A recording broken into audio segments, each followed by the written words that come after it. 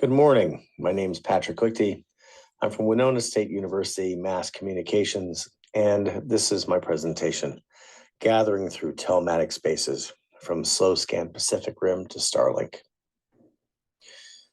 So these are actually some working notes for an accompanying text on how weaving telecommunications, orbital, hybrid, and third spaces create social innovations through experimentation in art and technology. Some of my discourse about social innovation will be rather implied, and I can talk about that during the questions. So some theory. I'm pulling in through Virilio, McLuhan, and Ascot and Shanken. Paul Virilio, in his Art of the Motor, basically asserts that acceleration collapses space and compresses time in ways of perceiving reality. This is kind of like the train, basically compresses space in terms of time passed when moving from one place to another. This goes to the extreme when we go orbital to ideas of like the International Space Station. Going forward to this idea of compressing space, which basically brings people together, we come to McLuhan's notion of the global village as media compresses any physical distance. Individuals come together, basically they become neighbors and creating one global community, a global village. Then I believe that as technological space between people implodes, it also goes and becomes immersive. It wraps around us. I liken this to Eddie Shanken's analogy to Roy Ascot's notion of the telematic embrace, as he entitled the book on Roy Ascot's work. And as Roy once said to us, is there love in the telematic embrace? We may see that there is. So some cases, SoScan TV, satellite. So this is Pacific Rim Slow Scan, 1979. Bill Bartlett, Vancouver Art Gallery, John Southworth, University of Hawaii, and points therein. There's Bill with his equipment. We'll see him at a couple points in life. SoScan Pacific Rim basically partnered with the University of Hawaii and PSAT for a month-long program of beaming slow scan TV between Vancouver, Hawaii, Japan, and Micronesia.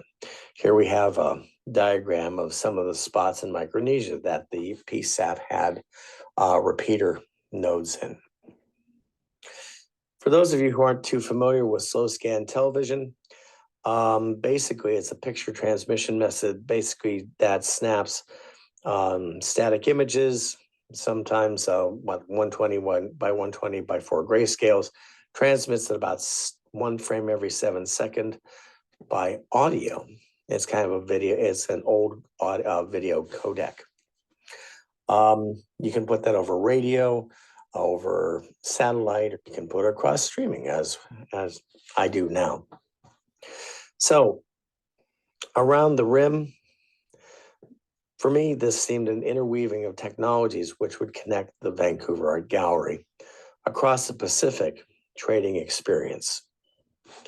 One example is that while Bill and the group at the Vancouver Art Gallery were transmitting images to Cook Islands and Rarotonga of 6th Street traffic, the communications chief of Rarotonga basically presented Bill with a great big green sea turtle.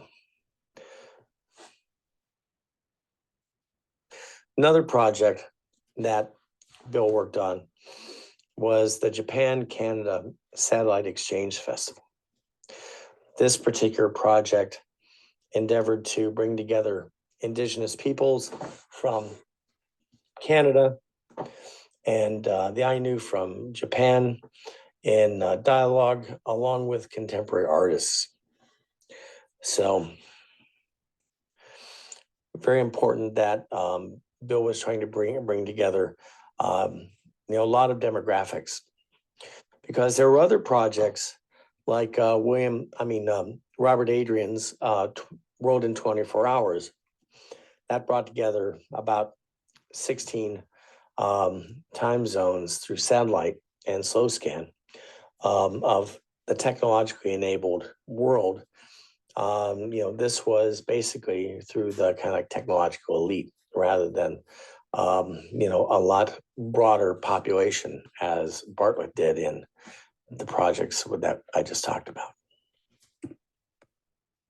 So cases, some hybrid space. This is the gate. Yves Bernard, email. This is a project that bridges at a 1-to-1 scale, second life avatars, and brings them to the email space in Brussels, Belgium. Here we see to the right, the virtual performance group second front doing a tableau of the gates of hell, which basically a viewer from Belgium looking into the in-screen would see from Second Life, and sometimes some of the second front characters would come down and actually look at the people in the space in Belgium.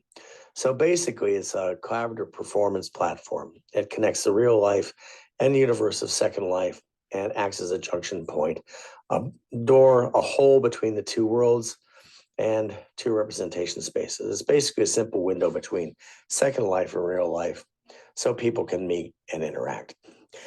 In many ways, this is a virtual version of Rabinowitz and Galway's 1980 piece, Hole in Space, that collapsed the space between Los Angeles and New York.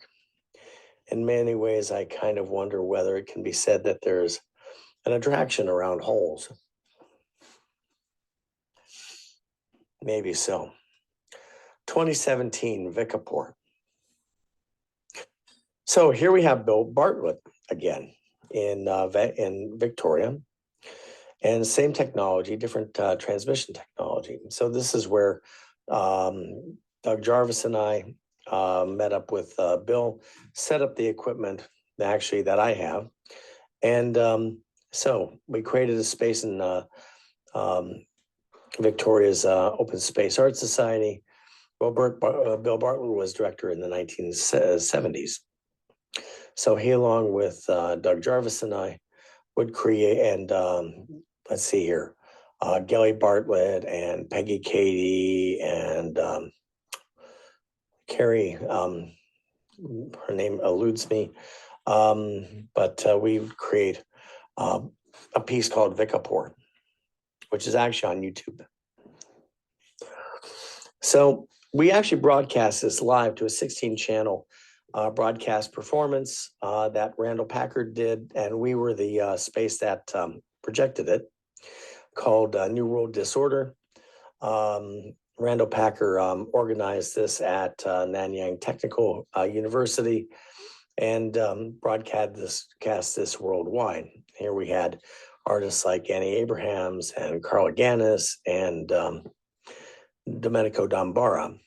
So although the transmission space is now hybridized, satellite, fiber, and radio, it represents an expansion of the paradigm. So expanding the metaphor of slow scan Pacific Rim expanded its social locus while creating a larger collapse of space. And the interweaving of spaces, I think, potentially increased its social density. So virtual Earth, third space. Google Earth, my partner Nagin Sabian and myself. This is a project in which we used Google Earth VR as a family, living in a third space in Abu Dhabi, exploring our home countries, USA and Iran, because neither one of us has been to either country. So as Google Earth VR 3D images are also very deformed and distorted, Tehran is actually flat. It isn't scanned in any sort of dimensional way. So it's as distorted as the information we have about each other's culture through the mass media, books, and the internet.